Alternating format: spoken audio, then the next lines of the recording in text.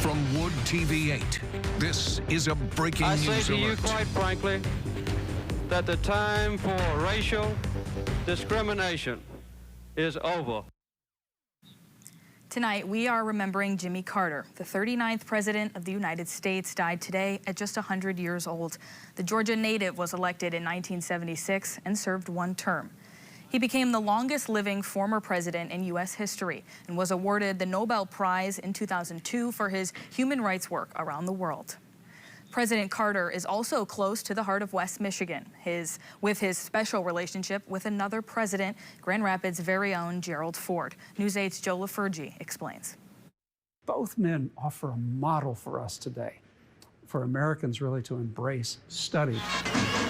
And it all began in the latter half of 1976. The run for the year was like no other. Incumbent Gerald Ford, the Grand Rapids native in office by virtue of Richard Nixon's resignation, faced an uphill battle in his bid to win the presidency. First, there was a primary challenge from within his own party, from Ronald Reagan. The campaign leading up to the general election against Georgia Governor Jimmy Carter wasn't any easier. But Gerald R. Ford Foundation Executive Director Gleaves Whitney says the campaign was divisive by issues, not by personalities. Campaigning in 1976 could be vicious, and it could certainly be divisive. However, it was not like what it's become now with the 24-hour news cycle and Twitter and all of the social media that tend to pile on every mistake or exaggerate for purposes of raising donor money. In the end, Ford couldn't overcome the impact of inflation, his pardon of Richard Nixon, and a basic throw-the-bombs-out anti-incumbency mood among voters. Ford narrowly lost to Carter on Election Day with just 3 percentage points separating the two. If there was any post-election bitterness between Ford and Carter, it began to thaw on Election Day. For myself and for our nation, I want to thank my predecessor for all he has done to heal our land. And he also says that President Ford was such a decent man, this great contributions that he made to the country, and that he also had aspired to as president. President Carter had as well. And that bonded them in a very special way. It was after that address that friendship began to form between the two men. President Carter gave Ford an open invitation to visit the White House whenever he was in town. He provided monthly briefings to the former president on domestic and foreign affairs. Whitney has studied correspondence between the two, and signatures show the evolution of their friendship. All the best, Jimmy, or all the best, Jerry. And then it goes from all the best to your friend. And then by the end, it's please give my love to Betty, or give my love to Rosalind. And can't wait to see you. Carter would go on to serve one term, but the bond between the now former presidents continued to grow. Jimmy Carter would go so far as to say that there were never two former presidents. So after 1980, there were never two former presidents who had a more intense personal friendship than Jerry Ford and Jimmy Carter. Like so many friendships, Carter and Ford's was based on shared life experiences. Both served in the Navy during World War II. Both committed to carry on with public service by running for public office after leaving the military. They had a love for this country. I mean, second to none. They believed in this country.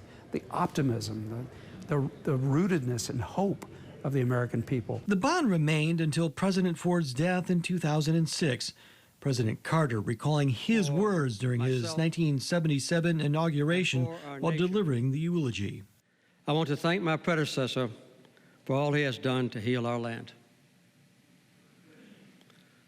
Those were the first words I spoke as president. And I still hate to admit that they received more applause than any other words in my inaugural address. Over nearly 3 decades, the former presidents would collaborate on no less than 25 projects, traveling extensively together. And he and I commented often that when we were traveling somewhere in an automobile or airplane, we hated to reach our destination. Whitney says the words of the past provide a significant lesson for today. It's because it shows that people from two very different political parties at the time, and certainly how they've evolved to today, can produce leaders within the parties that know how to maintain a civic friendship through their differences. In Grand Rapids, Joe LaFurgey, News 8. President and Mrs. Carter also left their stamp on West Michigan during their time in Benton Harbor. We were there with the Carters in 2005 as he built Habitat for Humanity homes in the wake of riots over racial disparities. This evening, the Gerald R. Ford Presidential Library and Museum announced a new display commemorating the life of Carter. Starting tomorrow, memorial books will be available for the public to sign until the day of his burial. The books will be sent to the Jimmy Carter Presidential Library and Museum in Atlanta, Georgia. In a statement, the director of the Ford Museum said, quote, "We are deeply saddened by the passing of President Jimmy Carter. His legacy of humanitarianism and dedication to public service is an inspiration to us all. Our museum and library mourn the loss of such a statesman and will celebrate his profound contributions with opportunities for the public to take part." We will have much more on President Carter's remarkable life and legacy ahead tonight and also over on WoodTV.com.